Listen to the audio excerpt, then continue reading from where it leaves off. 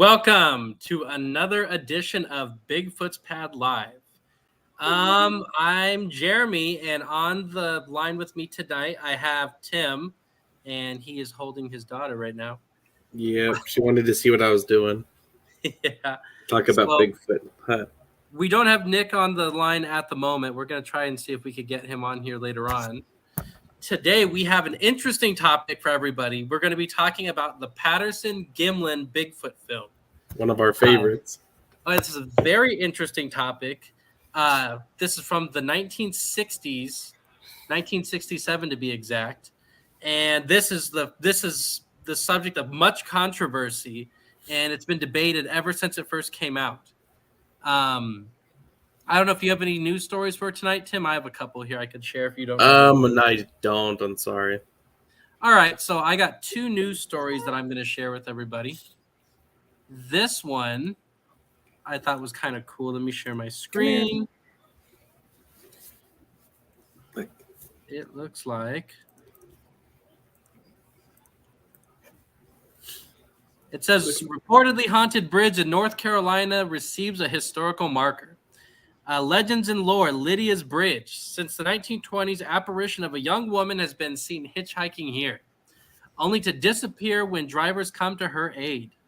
As a newly unveiled historical marker celebrates the legend of a North Carolina bridge that's said to be haunted by the ghost of a young woman. And it's located in the community of Jamestown. Spooky stories surround the site have reportedly circulated for decades. Among the lore of the area, back in the 1920s, a young woman named Lydia died tragically on the bridge in a car accident. And since that time, multiple motorists have allegedly encountered her spirit. And it was seemingly stuck in the form of a phantom hitchhiker. That's got to be rough. Yeah. And one witness said she just looked, as they put it, just horrifying, and they took off. They didn't even allow her to get into the vehicle and go with them. So this bridge right here, I guess here's the marker for everyone. It's pretty cool. Yeah, it is cool looking. The other one I have, it says Sasquatch foot was one found in Canada. What? That's weird.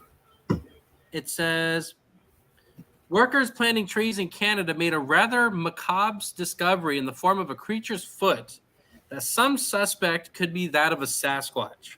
The unsettling find occurred last Thursday at a camp near Alexis Creek in British Columbia. Photos of the nightmarish paw were subsequently shared on social media by Joanne Finch, who called upon friends who know archaeology, anthropology, paleontology, other weird animal identification to help determine the nature of this crazy humanoid foot. That's weird. The jaw-dropping photos of the peculiar appendage spawned all manner among people online. What do you think of this, Tim? Pretty interesting looking. Is there any more context, like any DNA or anything, or did they just find it? This was posted about 2 weeks ago. No, not 2 weeks ago. Yeah, roughly 2 weeks ago. Oh, okay. It says, I guess Jeff Meldrum looked at it, and he says it looks like the left. The left what? I was like, what's this? You see this? Yeah, what was that? Ghoulish figure photographed by police game camera in Wyoming. What the heck? That's interesting. A game camera set up to spot mountain lions. So I guess they just randomly, this dude popped up on there. They're looking at turkeys and things, and then they see this. That's pretty good. Yeah. That is weird, though. Yeah. So all right, London's running around.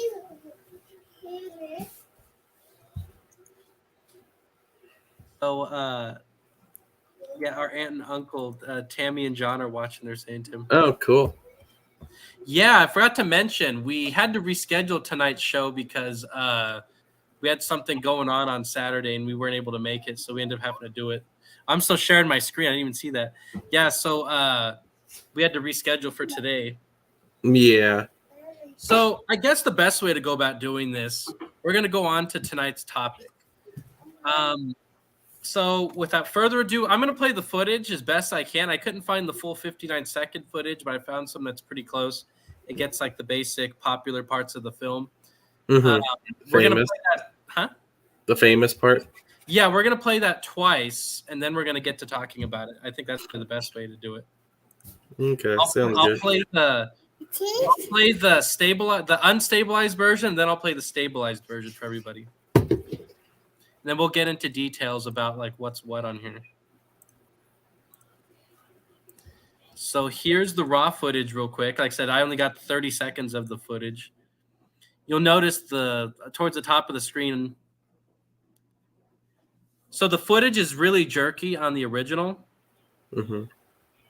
For those, I'm pretty sure most people have seen this, but for those who haven't, we'll get into details on why it's so jerky and all in just a moment. And this was filmed in 1967 in Northern California, for those of you who don't know. Depending on if you're a believer or not, this is either the best footage of a Bigfoot ever filmed, or it's an obvious hoax to some people. London.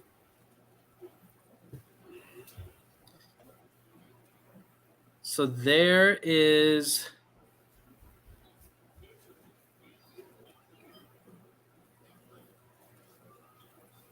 So what we're looking at now, so the film just ended. Now let me play the stabilized version for everyone real quick. So this is slowed down and it's easier to watch, but for some reason they slapped it all together in like a 10-second clip. So here it is again without bouncing all around. It's pretty cool. It is very cool.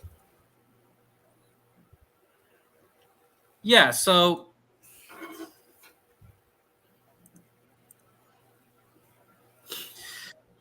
first thing off the bat,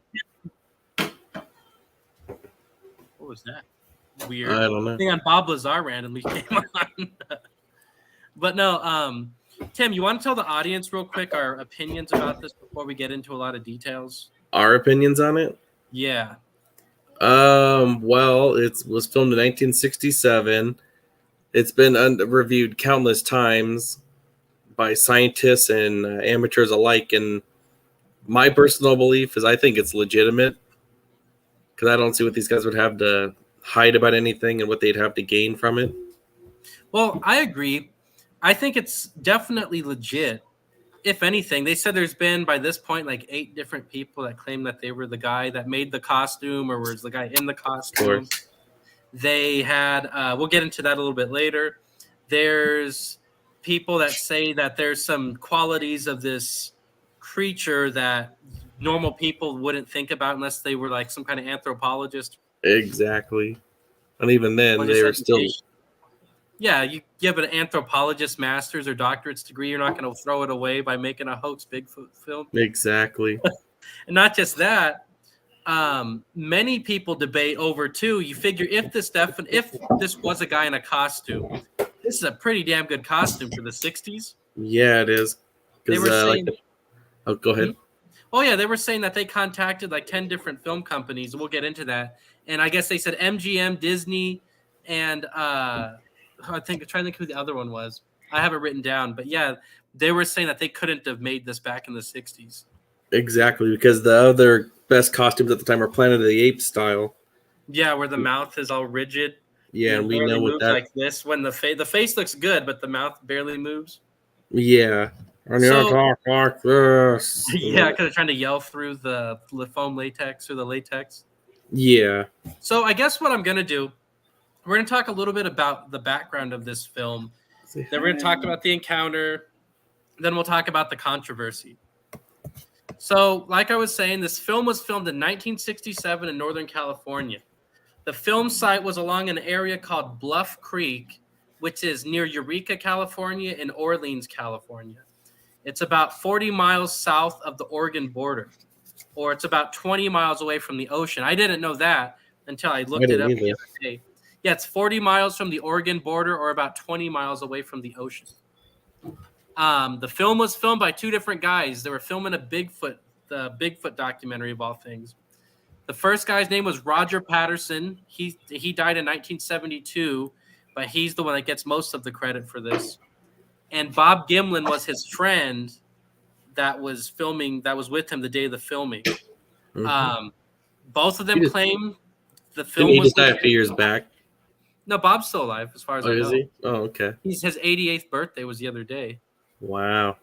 So, yeah, I was going to say, I remember when they were like in their 50s and 60s. Yeah, I remember that. But, yeah, so Roger Patterson went to his grave, I guess a couple months before he died of cancer. He was talking about how this was a legit film. And Bob... different paranormal shows or cryptozoology shows, but even Bob Gimlin refused to talk about it from the 1970s until 2003, I think it was, when he finally started. That's what I heard. Yeah. So he didn't talk about it for about 50 years. And if you were seeing, he still had most of his life to like go through years. Still. Yeah, you want to wait 50 years to talk about it. Like I was saying, Roger and Bob were out filming their own Bigfoot film or a Bigfoot documentary when they filmed the famous footage you just saw. And, the footage is about 59 seconds long. The version that I have is about 30 seconds long, but I think they kind of sped it up a little bit. We're going to play that film about 100 times while we're watching. Hey, that's all right. Yeah, so real quick, a little bit of background on the film, and before we start getting into like what happened and everything. So Roger Patterson got interested in Bigfoot back in the 1950s after reading various books and magazines. In 1962, Roger went to Bluff Creek and began interviewing witnesses and collecting sighting reports. Something I forgot to mention, and then there's like an actual creek called Bluff Creek. I guess that's from what I was reading. Mm-hmm. What kind of got his attention was, I guess, one of his friends in 1964 brought him to a place called the Laird Meadows, Laird. And he said when he went there, the guy said there was fresh Bigfoot footprints, and he showed Roger Patterson these footprints. And ever since, I guess he worked on the whole Bigfoot story, and he started spending thousands of hours of time doing this, thousands of dollars. I think I said that right. Thousands of dollars, thousands of hours. It said he got so obsessed, he got to the point where he was paying people to collect reports on behalf of him. And I guess they would report into him. But I guess so Roger gets most of the credit for this because he was I guess, the main Bigfoot researcher. And from what I understand, Bob Gimlin was kind of just his friend that was kind of tagging along at the time. Both of them were outdoorsmen. They had cattle and horses and things, so they were outdoors all the time. They weren't like city slickers heading out to go track some snipe hunt or whatever. So real quick, Tim, I don't know if you knew. I don't know. You're cutting out. What's that? Oh, you there? Yeah, you just said, I don't know if you knew, but and then that's last I heard. I didn't know that he was shown footprints in a place called the Laird Meadows. I didn't either. Yeah, they said that he was shown that, and then they said that's what got him hooked. I also didn't know that Roger was an early Bigfoot researcher. I know many people, lots of people have seen the film, but as far as I know, I've never heard anyone say that they've read his books or watched his stuff besides that one film. Yeah, I didn't know that either. London's in the big story now. Yeah. So one thing I forgot to mention was, so Roger did write a book. I haven't read the book myself, but I'm assuming that sighting is in that book if it's written after that point. Yeah, I would think so. So here's a little bit about the encounter. So on October 20th, 1967, Patterson and Gimlin rode out on horseback along Bluff Creek. There had been, I guess, a major flood that happened 2 or 3 years before in 1964. And they were saying that this flood kind of washed out all the creek beds, and there was logs laying all around and rocks were all over the place. Did you know about that, Tim? I knew there was like rains and stuff. I didn't know how recently it was, though. Yeah, Jessica's saying my thing's freezing. Is it freezing bad for you, Tim? It was earlier. Like you started to ask me if something earlier and you froze. Yeah. So I'm just gonna have to work with it because there's not a whole lot I could do right now besides like ending the show and restarting it, and I don't want to do that. Yeah. So here's a little bit about the encounter. So Roger, like I said, we're setting the scene up. So I described who the guys were that were filming. Yep. So on October 20th, 1967, like I was saying, Roger Patterson and Bob Gimlin rode out on horseback along Bluff Creek. At about 1:40 in the afternoon, they came to an overturned, this is a quote, they came across an overturned tree with a large root system where the creek turned. And they said it was almost as high as a one-story building. When they came around this log, I guess he said there was a figure standing behind it that was shocked, like it kind of jumped and was freaked out that they kind of snuck up on it. Mm-hmm. And he says the creature was crouching near the creek, or it was standing on the opposite bank. They're not really sure. But they said that, again, whatever this thing was, it was sitting on the other side of this log. Because like I said, in 1964, there was this big flood that washed all these big trees all over the place. So I guess it was sitting on the other side of one of these overturned trees. And when they came around the corner on horseback, that scared this monster. I guess Gimlin says he was in a state of shock, like he kind of couldn't believe what he was seeing. Yeah. Rod said that the creature he estimated was between 6 and 7 foot, 6'6" to 7 foot tall. Gimlin says it was about 6 foot tall. The creature they were saying was ape-like. You've already seen the footage, but I'll say it anyways. They said it was ape-like, dark reddish brown or black. It was bipedal. It was large. They said the creature was about 25 feet away at its closest. I didn't know that. No, I didn't know it was that close. I knew it was. I thought it was farther than that. Wow. Yeah, they were saying it was 25 feet away. That's pretty close. Yeah, it is. And I guess when Roger Patterson's horse saw the creature, it reared up and it threw him off onto his ass, I guess, in this creek bed. Yeah. I knew it threw him off the horse. Yeah, so it threw him off onto the ground. That Roger got up, grabbed his camera out of the saddlebag, and started chasing after the creature, trying to film it, I guess. Roger was telling Bob to cover him.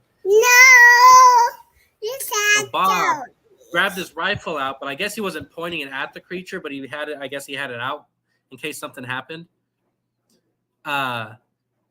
But Bob stayed on horseback from a distance, I guess. He never really got off his horse. He dismounted later on, I guess, but not during the actual encounter.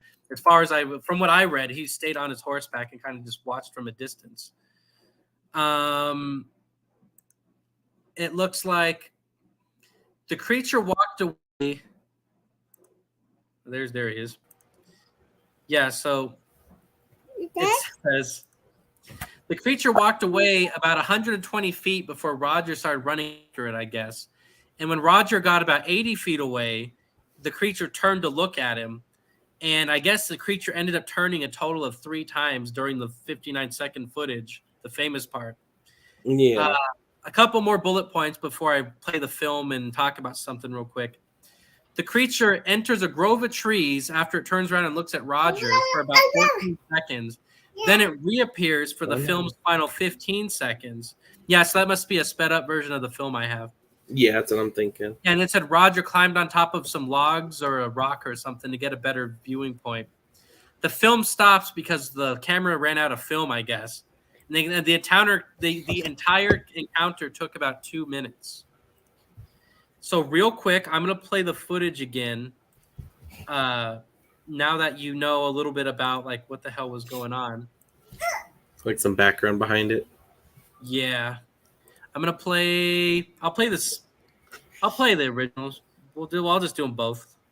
So again, the camera's jerking because right here Roger just got bucked off his horse and he's trying to get to his feet and follow the creature. Look, it's Bigfoot. And I guess right here is where Roger disappeared for the 14 seconds that I was just talking about, Tim. Yeah. And then I guess right here, you can see all the logs are strewn all over from that flood I was telling you about. Yeah, it looks bad. I didn't know that until today, actually. I knew there was like some sort of like I didn't know how recently, but remember I heard before that there was like some sort of bad weather like in the past. Yeah. You could see right there real good that the flood tore everything all up. Yeah, you can. It makes sense. And then let me rewind it real quick. Right there is where they're saying it turned around and looked at him. Mm-hmm. I have one more film clip of this. This one's a stabilized version of it walking away, I guess. Actually, we want to watch the stabilized version. All right, here you go. This is when it's walking away. That's actually really amazing footage right It there. really is. And you see how muscular it looks too? Why would someone fake the muscles? And well, they were saying you would have to have pretty amazing costume for back then. yeah, you would. Look, Bigfoot. It keeps kind of getting blurry and not blurry. You got to imagine this film is what, 50, 60, 70 years old now? Yeah, 60 years old. The other thing, though, about the film, the original film is lost to time. Like, nobody knows where the original... Really? Yeah, they made 7 copies of the film originally. So there's 7 first-generation films of made off the original copy. And I guess no one has the original copy. They don't know where it is. Wow, I never knew that either. Yeah, I was reading a lot about this lately. So we just watched the footage where you saw Roger got bucked off the horse or kicked off. He's trying to... You got to imagine, though, that hurt. From the top yeah, he's getting thrown literally off a horse. Into a creek bed on top of sticks and rocks and stuff, and then you get up and start chasing after the creature. Yeah, it doesn't sound very pleasant. Yeah. Facts. These are some facts after the footage was filmed. I didn't know about most of this. I guess Bob Gimlin remounted on his horse and followed the creature from a distance until the creature disappeared. This is after the camera was unrolling. Mm-hmm. And Bob and Roger are to come back because at that point, Roger said he felt vulnerable with no rifle. And he thought that the creature was going to come back or there was other ones nearby. Yeah, I would be thinking that too, this thing. That yeah, and then dwarfs me. it says that Bob rounded up Roger's horses that had run off. And it says the men tracked the creature between 1 to 3 more miles in that creek bed until it was lost in dense undergrowth. And then after that, of course, they went back and took some plaster casts of the footprints that were just made. So this creature, it wasn't just seen for 1 minute and they let it go. I guess they followed this thing for quite a while. For between 1 and 3 miles, he was saying. A lot of the testimony we have... Time. Yeah, well, a lot of the testimony we have is from Bob. Since Roger died in 1972 of some kind of cancer, a lot of what we know is from Bob when he started talking in 2003 or so. I have a couple of side notes I want to mention here. I guess now we're getting into the portion of the portion of the show where I start kind of talking about the people that think it's real versus the people that don't. So I'm going to start off with a few minor inconsistencies that people seem to argue about. So critics say that the Patterson and that both Bob Gimlin and Roger Patterson agree that the events, the way that they went down in general, but there's subtle differences in their stories that appeared over time, according to some people. Usually these where they disagree is about the creature's size and height and how the horses reacted, which to me is kind of nonsense because that's just little. It is. I mean, it's like hard to tell. Of course, you're you're chasing a creature. Like, of course, you're going to say it's around 6 feet tall. Like, well, even if it was a guy in a costume, you're not going to remember every single little detail. Right. Like 50 years later. And it says, film supporters, people that think that the footage is real, say that commercial hoaxers, if they would have made this for a profit, they would have gotten their stories straight beforehand so they wouldn't disagree and look dumb later on when they were interviewed. since Roger and Bob disagreed on the height of the creature and how the horses reacted. Mm-hmm. That, like if they were doing this to make money, you would think they would have talked about that ahead of time and memorized it. Yeah, exactly. They would have had it all memorized. And well, Roger, I guess, rented a camera from a rental place, and it was a used Kodachrome 2 movie film. And I guess they were saying that critics say that this film back in 1967 could only be developed on a machine that cost $60,000 at that point in time. And it couldn't be developed at one's house back in the 1960s. Very few photo labs existed that could develop this film, which doesn't mean that he couldn't have done it, I guess. It's just that people are saying that it would be harder to get this done. Exactly. This is really strange. Roger Patterson's brother-in-law was questioned by, I think it was the Enquirer. And he said he didn't know where Patterson got the film developed. But Bob Gimlin says that they mailed it out. They sent it out somewhere in the mail, I guess. The other subtle difference, critics say that way too much is said to have happened during those 59 seconds of the famous Bigfoot footage. That all that stuff couldn't have possibly happened that I just named. So what do you think of that, Tim? Like I said, everything sounds legit to me. Like I said, they mailed it out to get it done, which was possible back then. Oh yeah. Well, I could see them mailing it out. I mean, there's nothing wrong. Yeah, exactly. Like I said, skeptics will say that there's no exact source to where it was done, but I don't remember where I got my pictures done 15 years ago either, though. Yeah. Well, they were also saying when you look at the I'll be right back. I'm going to go put London down, so I'll be right back. All right. So what's weird about it, though, is when you look at the footage, whether you think it's real or not, you figure, I don't know how you're going to remember all these details 20, 30 years later, not to mention 70 years later. So this is something that I think is really strange. In a 1999 telephone interview with television producer Chris Packham, this was for a TV show called The X Creatures, Bob Gimlin was questioned about the footage. And Bob said that for some time, this is a quote, he says, "I was totally convinced that no one could fool me. And of course, I'm an older man now. And I think there could have been a possibility of a hoax, but it would have had to have been a really well-planned hoax by Roger Patterson if it really were." So he's not admitting that this was a hoax. He's just saying that the possibility is open that it could have been a hoax.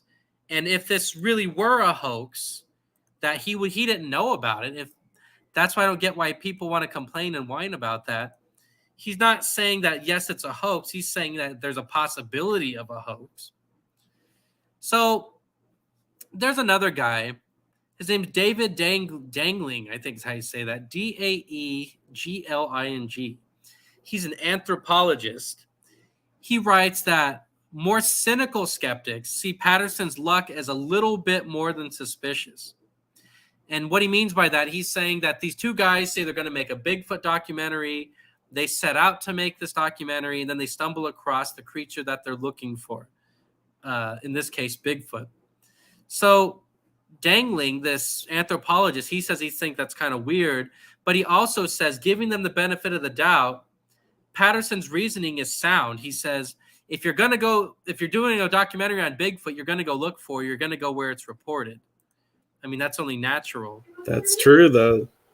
Yeah, so you heard that, Tim? They're saying skeptics say that their luck was too good, that they went out looking for Bigfoot and found it, I guess. They're saying that's a big deal. I've heard that before, and like I said, hey, we've been out countless times. There's times you get lucky, and there's times you don't. But then again, though, like they were saying, if you're filming a Bigfoot documentary, are you not going to go where it's cited? Like exactly. And then the other one, I wrote, Peter Byrne. He interviewed Roger Patterson and Bob Gimlin many times. This is kind of funny, I thought. He says both men lacked primarily the intellectual capacity essential to produce a hoax of this volume. He termed it a masterpiece. Similarly, I can't say that. Similarly. Yes. Dangling, the guy I just mentioned, the anthropologist, he writes that most acquaintances of Roger Patterson said that neither he or Bob Gimlin were clever enough to put something like this together if it was a hoax. So Well, that's a good thing, I guess. Yeah, so I guess they're saying they're dumb or they don't have the means to make a hoax of that magnitude. That's sad. Well, the thing is too, if they're gonna make this a hoax, you gotta imagine that's like you or me doing a hoax. You're either gonna buy a costume, you're gonna make a costume, and there's no CGI back then, none that convincing. Yeah. So I'm starting to think like, so you got to tell me they made their own costume, or even if Hollywood made the costume, no one's been able to 100% debunk or reproduce this costume. Exactly. It was that good in 1967 that we can't remake it exactly how it was 60 years later. And they can't track to where it was done either. Oh, yeah. And the other thing is if this costume exists, you got to tell me no one has ever produced the costume. Like, here's my thing. So even if I decided to hoax a Bigfoot, something like a Bigfoot, what do you call it? Like a Bigfoot film. My wife, my kids, maybe my parents, someone would eventually decide to talk. Right. Or the person that supplied the costume. Yeah, I mean, like, or even if like you were in the costume, you eventually would get out and like you would tell your friends or something, and they would say something. Yeah. So the costume, everyone, this is the major thing that people talk about. It was a costume. It was a costume. In 2002, Philip Morris, he owns Morris Costumes. It's a big famous prop house. He claimed that he made a gorilla costume that was used in that film, the Patterson film. He says that he discussed his role in the hoax. In the quotes, he says, at costume conventions, lectures, and at magician conventions in the 1980s, he said he talked about it. He said he even went on a radio show, WBT, and talked about it. It's a North Carolina radio station. He claims that he was reluctant to expose the hoax earlier for fear of harming his business. He said he didn't want to give away the performer's secrets. Of course. Yeah. And he said that he sold an ape suit to Roger Patterson via mail order in 1967, thinking it was going to be used. He said he thought it was going to be used as a prank. Come on now. If you're going to make a prank, are you going to buy a costume that costs thousands and thousands of dollars? No. And then going to be scrutinized for all eternity? They were saying that if you made that back then, that would cost about $10,000 to make that costume back then, is what Disney said. Unbelievable. So why would he have $10,000 just laying around to attempt to fool someone? In 1967. And what's he gonna do? Fool Bob Gimlin in a riverbed in the middle of nowhere and for $10,000? And who's to say he knew he was going to show up right then and there? Yeah, my other thing too is people hunt Bigfoot. People will shoot at it. So you got to tell that you're putting your life in your hands, walking around in a gorilla costume in the middle of the woods. Especially back then.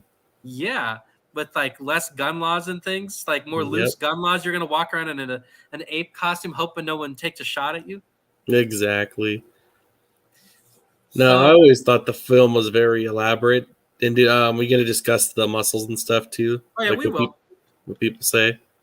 But here's the thing too: if you're going to fake a footage like that, especially back then, aren't you going to film more than 50 seconds of footage? Right, and you would want you want facial things and like better footages than just like had this back to you 2/3 of the time. Yeah, you want it to be bouncing around and stuff, and not to mention the creature in the footage is a female. It has breasts on it. If you're gonna, that's another thing that if you're gonna make a creature like that, especially back then, you're not gonna think of putting like boobs. Yeah, that much detail. Yeah, and they were saying many people complain that you either can or you can't see muscles moving under the skin of this creature. And you got to imagine too.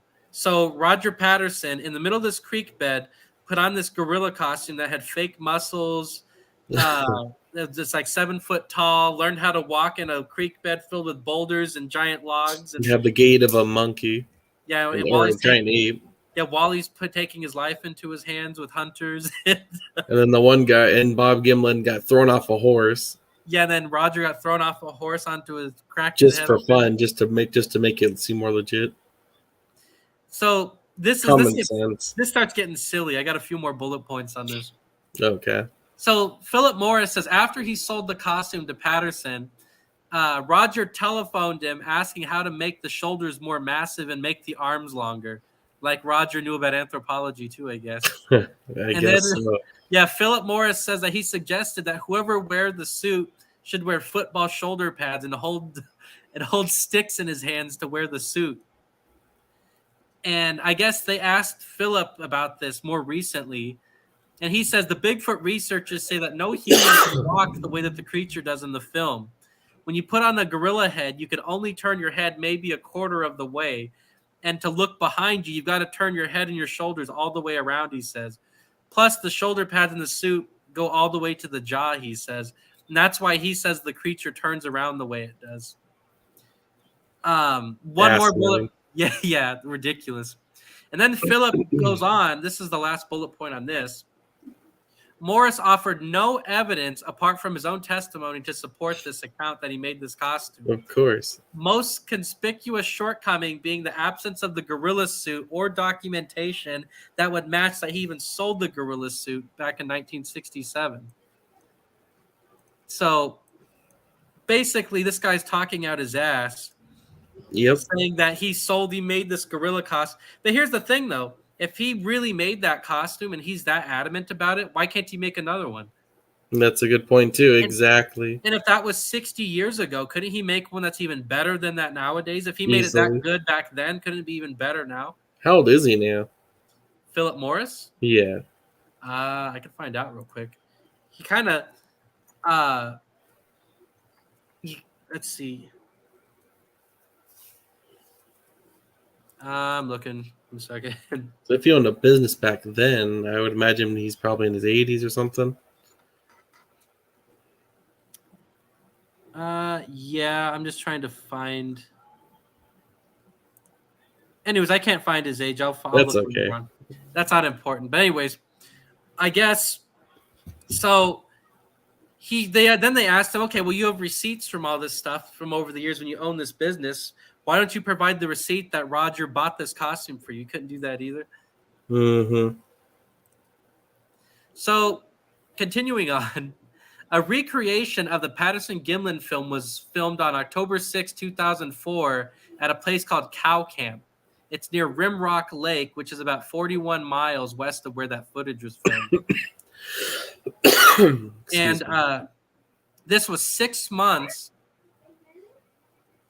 Let's see. Oh, this was 6 months after Philip started running his mouth about making this costume.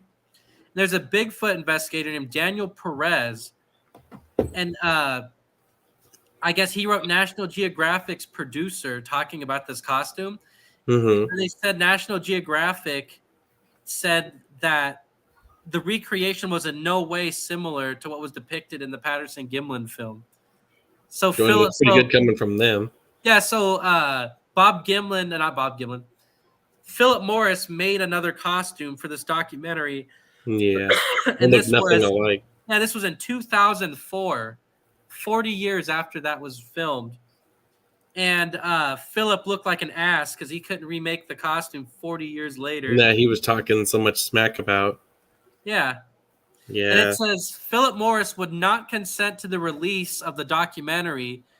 He says, claiming that he didn't have adequate time to prepare, and that when they filmed it, it was in the middle of his busy season. Of course. And he says he had not attempted to create a suit more to his liking since then. I was like, I don't know. To me, it seems like he's lying, or yeah, to me too. Yeah, I like that. Then he tried to stop the film from being released. Because it didn't go in his favor. Yeah, it made him look stupid. No, the So film really is. I think it's convincing that it's like a real creature, though. I think so too. To me, it looks like while we're talking about, I'll play It's the film. gate, just Like I said, you could tell it's all bouncy because, like I said, he got kicked off the horse, and then the creature walks out of his sight. So then he starts climbing over rocks and things to start getting a better view of it. One thing I forgot to mention. Yeah, let me stop sharing real quick. One thing I did forget to mention, though, I guess when the creature turns towards the camera, its whole body kind of turns instead of just turning its neck. Because they said that I'm not an anthropologist, but from what I was told, they were saying great apes. Great apes can't turn their neck like us, so their chin runs into their shoulders, so they naturally have to turn their whole body to look. And the creature does that in the film. John says Philip Morris is 64 and acting behind the scenes. Oh, okay. So the thing that I don't get, so you got to tell me, Roger Patterson knew about that too. Yeah, he knew about. Remember, he was asking about the gate, Roger Patterson. So without going to school, he buys this $10,000 costume that makes him look as tall as a great ape, and then the arms swinging down by his knees, extra long because he's an ape man. He for some reason Roger knew that. For some reason, they got the horse to legitimately buck him off. Yeah, they didn't make a male creature. They made a female creature. Mm-hmm. And then he knew how the great apes act when they have to turn their whole body to look. That's something I didn't even know that existed until I watched documentaries on it. Yeah, exactly. I would have no idea about that unless I went to college for that. Right. So here's the next contestant. This guy pisses me off. This guy's name is Dale Sheets. Actually, no. My favorite guy's coming up, not Dale Sheets. So there's a guy named Dale Sheets. He works at Universal Studios in Hollywood. He works in the special effects department. I guess this is his quote. He says, "We could try faking it, but we would have to create a completely new system of artificial muscles and find an actor who is trained enough to walk like that. It might be done, but we would have to say that it would be almost impossible." A more moderate version of their opinion, he says, is that if it is a man in an ape suit, it's a very good one. A job like that would take a lot of money and a lot of time to produce. Something that a private citizen at that time probably couldn't afford. Exactly. There was a Disney executive named Ken Peterson. He was contacted by a Sasquatch investigator named Grover Krantz. In 1969, John Green interviewed Disney executive Ken Peterson. And after he watched the Patterson film, he says that their technicians would not be able to duplicate this film. He says if Disney personnel were unable to duplicate the film, that there's little likelihood that Patterson could have done so by himself. Yeah, some of the best people in the world can't even do it at the time. Yeah, and he says that he took it further. He took it to Walt Disney Studios. And he says in 1972, this is where Disney's chief animation and where their sound stages are, I guess. And he was saying that he thinks that if this footage was if this was a hoax, it would have had to have been shot in a sound studio on a stage. And when Byrne was told that this had been shot in the woods of Northern California, he says that him and all of his executives shook their heads and just walked away. I thought that was pretty good. So somehow Philip Morris created this costume cheap enough for a regular consumer to buy without a soundstage and all that other stuff. What do you think, Tim? Ridiculous? It's very ridiculous. Some people just try too hard to be like skeptics. Like I'm all for having a little bit of skepticism, but yeah, to the point where you got to start picking like that kind of stuff. That's like the guy with the we got to get artificial muscles and. I like that guy, the way he worded it. Yeah, if we could do it, but you'd have to get an actor that knows how to walk like that. You would It have was to like get time to train and specialized muscle costumes that we don't even have nowadays. like some people are just willing to. Yeah. So there's a guy named Bob Hieronymus. This guy's a controversial figure, to say the least. He's one of the most famous guys to claim that he was in the gorilla suit. Like I said, I saw an article that said there was a total of 8 people total that said they were the guy in the suit. And that right there makes it seem really bad too. You gotta try to hate on it so bad. Like 8 people have to say they were the ones in the suit. Exactly. So this guy, Bob Hieronymus, he says that he had not previously publicly discussed his role in the hoax because he hoped to be paid eventually, and he was afraid of being convicted of fraud if he confessed. After speaking to his lawyer, he was told that since he had not been paid for his involvement in the hoax, he could be not held accountable. Hieronymus's relatives, his mother named Opal and his nephew named John Miller, claimed to have seen an ape suit in Hieronymus's car in the 60s. He says that they saw the suit for 2 days. There's 2 days after the film was shot. There's a guy named Russ. He's his longtime friend. He said that Hieronymus revealed that he revealed the hoax privately in about 1969. But Hieronymus and Patterson, this is where it gets interesting. They both took polygraph tests on their versions of the story, and they both passed. So what does that mean? Right. Is this a different hoax he's talking about? It's very possible. Yeah, that's what I'm thinking. And you could also fake those things too. And I'm wondering, that's another thing. Where did that costume go? If it's that good of a costume and you paid that much money for it, are you really going to throw it out? Not at all. Or are you going to give it away to your buddy? Like, even if he was the guy in the costume, like, why would it be in his car? Why would you give that away? If Exactly. $10,000 in 1967. Just one. Yeah. Let's see. I'm doing the inflation. It says that costume would cost $91,000 today with inflation. That's what I was just looking up to, how much it was. So Roger basically had the money he put down enough money to buy a house to film a 50-second movie. Yep, just because. Yeah. So there's a guy named Ray Wallace, and he died in 2002. And following a request by cryptozoologist Lauren Coleman, Bob Young, I guess he's a reporter, he went out to investigate. And the family of Wallace went public and said that he had started the whole Bigfoot phenomenon with fake Bigfoot footprints. I guess they said they were wooden. And he left them in California sites in 1958. He says in 1982, he said he felt sorry for Roger Patterson, and he said he had cancer in his lymph glands, and he was desperately broke and wanted to try to get famous. And he says, I told him exactly where to go. I walked around with fake footprints, basically, and told him to go down to Bluff Creek. This is getting worse and worse. Yeah, so he claims that he fooled Roger Patterson and Bob Gimlin, that they had no idea that he had walked around in fake footprints down there and told him to go down there. Of course. But doesn't explain the creature, just explains the footprints, I guess. Yeah, and how that guy would acquire the suit too. Yeah. Jeffrey Meldrum, he's a famous Bigfoot guy, Bigfoot researcher. He's written extensively about Wallace and his allegations. He says that there's significant problems with him, and he made a whole book about it. Good. I like Meldrum when he talks like that. Yeah. Jeff Meldrum, he has a PhD or a master's degree. He has a lot to lose for backing this topic. Well, he's a teacher too. He's a college professor. Yeah. A biologist too. Yeah. So, this is the one that I was cracking up at. Tim, you'll remember this. I always remember this because this is what my grandpa and my mom used to always laugh at.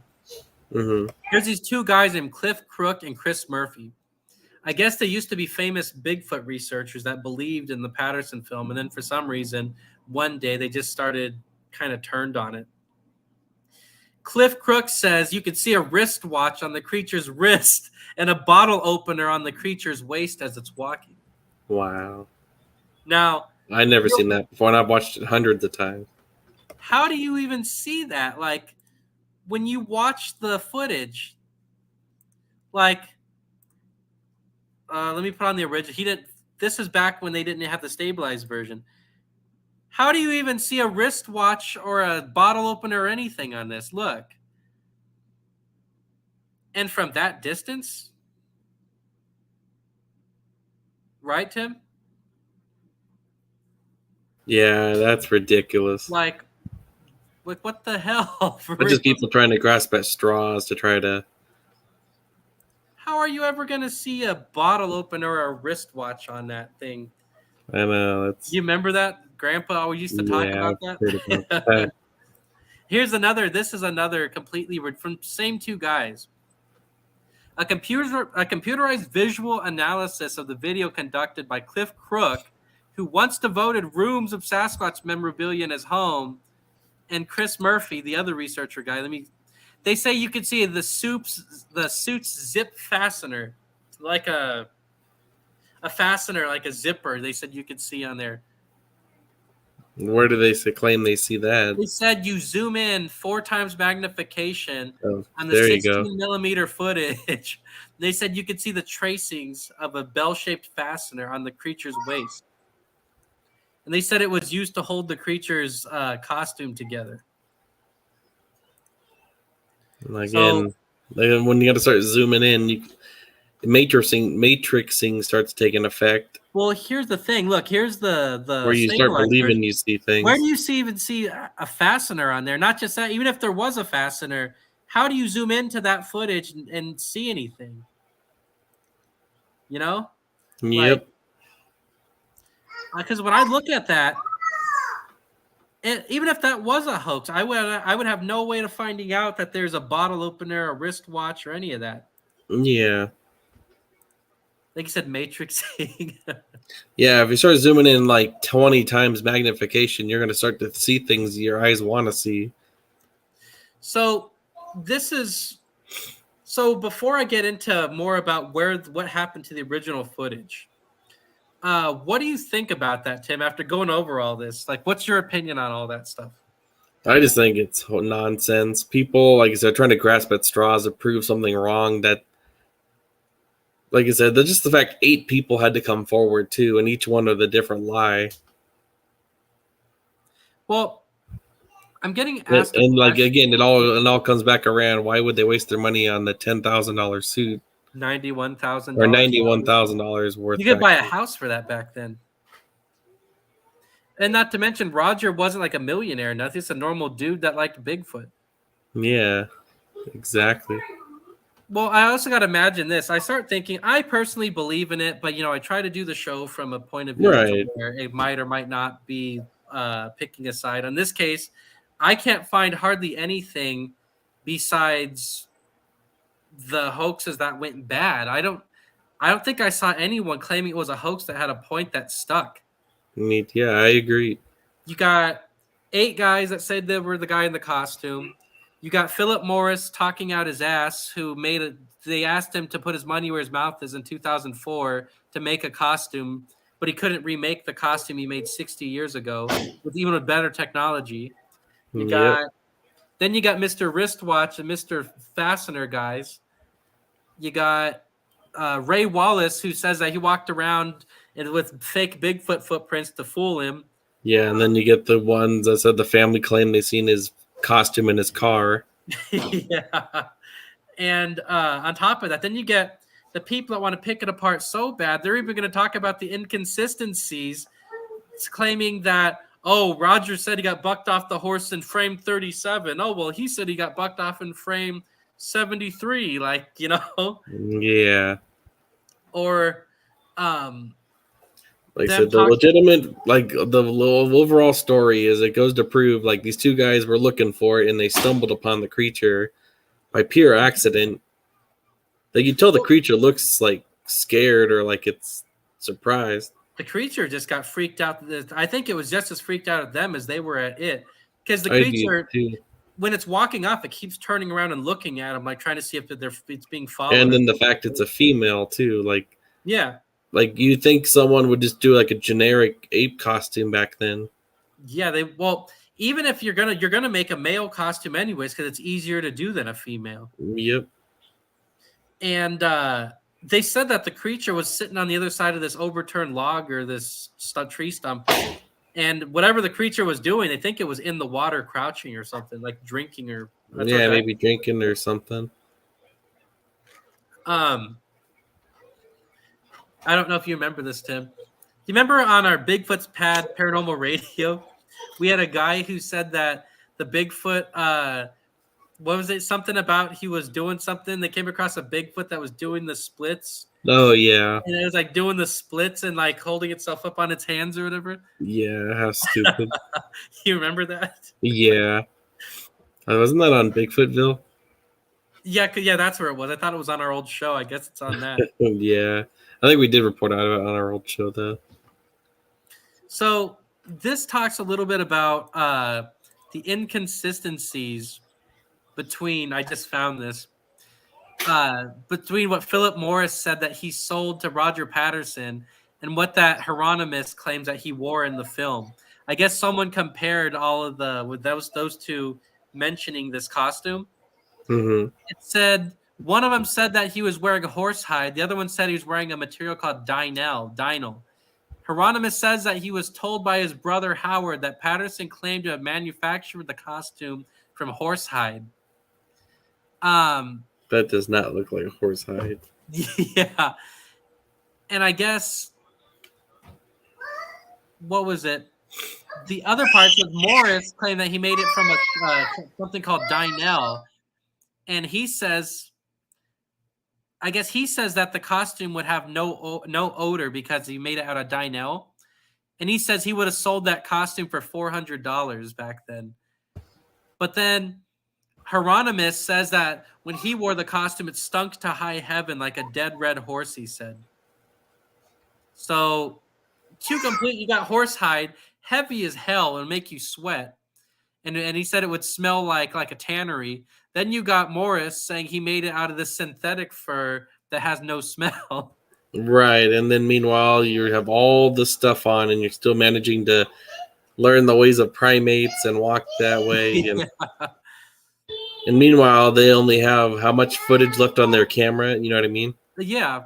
Well, we're going to get to that too. And that's another thing I mentioned. And then the camera that Roger is filming on is a specialized camera that he rented from a film store. And I guess in the 60s and 70s, he actually had the receipts. And he brought the camera back late. And Roger actually got arrested for not returning that camera. Really? Yeah, they said he was in jail, I think, for 2 days, they were saying, until the camera was brought back to the guy and they dropped the charges. Sounds like a pretty good hoax to me if you're going to go to those lengths to go into jail. Seriously. And like I said, and then he only had a little bit of footage left, so he had to wait for the perfect shot. Yeah. So 2 more bullet points on this. The suit itself. The top and trousers versus the back zippered onesie. Hieronymus describes the suit he was wearing as having no metal pieces and an upper torso part. And he said it was like putting on a T-shirt. And he put it on in Bluff Creek, he says. At the Bluff Creek, he put on the top, and he was asked about the bottom portion. He guessed it was cinched together by some kind of drawstring, but Morris opened his mouth in his interview and said it was a one-piece, like a onesie with a zipper on the back. And he said you would step into it versus putting it on like a shirt and pants, like Hieronymus said. Wow. And then there's the hands and the feet. Hieronymus describes the suit as having hands and feet that were attached to the arms and legs, but Morris made a suit whose hands and legs were separate pieces, he says. So they can't get this right either. One of them says that the suit had detached arms and hands and feet. The other one says that it was attached. That's not helping their point. Yeah. So you think you would remember exactly how it was. Yeah, so they can't get their stuff together.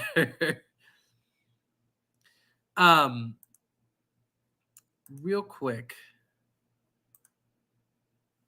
Yeah, so what do you think of that? That's almost laughable. You got these 2 guys are trying to hoax. This isn't even counting the other 6 people that claim that they were. Yeah, exactly. The 2, they just can't. They keep want to argue amongst each other. I only made notes on the two most famous guys. Like I said, there's 6 other ones out there on the internet I counted. I didn't even write their testimony down. But even if you do the statistics, there's only one ape in the picture in the film, and if there's 6 guys claiming they were the guy in the costume, I mean, just do the math. 5 are lying. Even if that was a guy in a costume, 5 of those guys are lying. You know. So, my last part of the discussion for today, we're going a little fast today, I know, but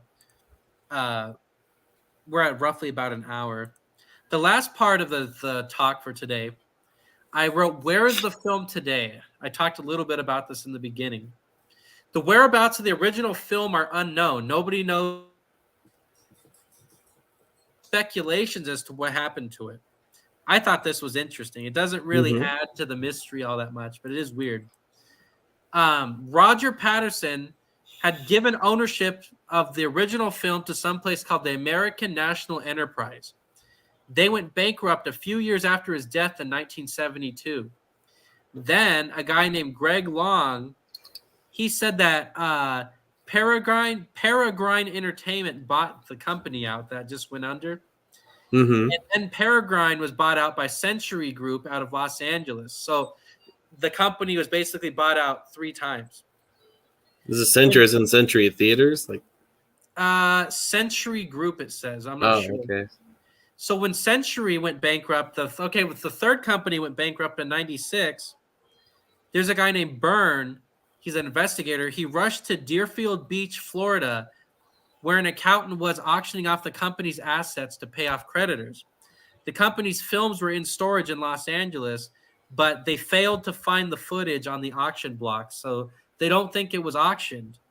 So all these companies basically were bought and sold, but the footage was never found. That's weird. In 2008, Chris Murphy thought a Florida lawyer might have the film, not realizing until later that the lawyer had contacted the Los Angeles storage company that held it, and it had responded that the film was not at the location that the lawyer's records indicated. So a guy named Bill Munns, he wrote that it was last seen by researchers Rene DeHinden and Bruce Bonney in 1980. And in 1980, Rene convinced the film vault holding it to release it to him. He was made, I'm trying to think of how to say this, Cibachrome images of it. So I guess he made images from the film in 1980. Sometime between 1980 and 1996, the film went missing from its numbered location in the vault. But like I said, there were 7 copies made of the original film. So nobody knows where this original film went. Interesting. So even the film that I just played, that's not the original. That's one of the 7 copies. Yeah. If they could somehow track down the original film, that would probably help solve the is it real or is it not? 100%, yeah. I think it's sitting in someone's house somewhere. It might even be that attorney's house. Probably is that attorney's house. Yeah, couldn't doubt.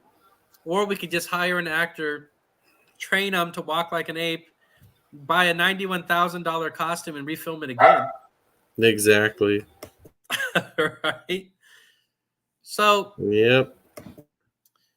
Real quick, let me play the film one more time. I know you guys have seen it 20 times throughout the thing, but let me play it one more time. I'm going to play all 3 versions for you guys. And then we'll get to our closing remarks here. So again, here's the original, where it's kind of shaky and bouncy. There it goes. It looks, turns its shoulders, walks away. And it's going pretty quick. I know this is the sped up version, but it's still going pretty quick.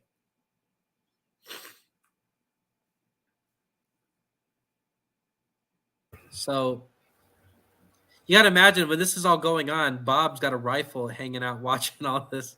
Yeah, I would too. So that's the fast version. Like, I want to. Pretty cool. Yeah, I think it's a great footage. And Like then I we know I've got, watched shows too where they discuss the muscle movements and stuff. They say that it has like was it like a hernia too and stuff? oh yeah, we didn't even talk. We'll get into that real quick too if you want. I just want to play this footage real quick. Like I said, who's gonna fake all that detail too? This is bouncing a lot, but you could see the muscles in the legs really well. Whenever Yeah. I think it's right here where you can see it really well, the muscles in the legs. But again, though, they said that the film has degraded a little bit and it's blurry because it's so old and it is a copy. Yeah. And not to mention it's 70 years old as it is. So. It's amazing they were able to film it in the little time they did. Yeah, they were saying that, again, you got to imagine this was all done on a whim, too. Yep. Unless you believe in the 20 hoaxes I just mentioned. Well, Yeah. Tim, you want to talk a little bit about the hernia thing real quick? I don't know a whole lot. I just know I've watched a bunch of stuff where they review the muscle movements and things, and they say it can't be faked by. It's like legit muscles. Mm-hmm. Like I know they said it was at the thigh area. They say there's a muscle that moves like a certain way when it walks. Yeah. And they've proven that can't be like hoaxed by a guy in a suit. Yeah, so And just the movement alone, like you said, like the way its neck moves and stuff when it because it can't move its neck like we can like this. well, that's just because he's wearing shoulder pads. Yeah. But no, all joking aside, Bob Gimlin, like we were saying, didn't talk about this for 50 years. So you got to imagine if this really was a hoax, like people are saying, well, not everyone, but like some of these people say, would you really wait 50 years to talk about it? And what would be the reasoning behind it if you did wait 50 years? Right. Yeah, it's just the guy probably had his life to live, so probably had like a real job and stuff, and didn't want to be ridiculed by people here discussing this. He'd rather live his life in his later years. Oh yeah.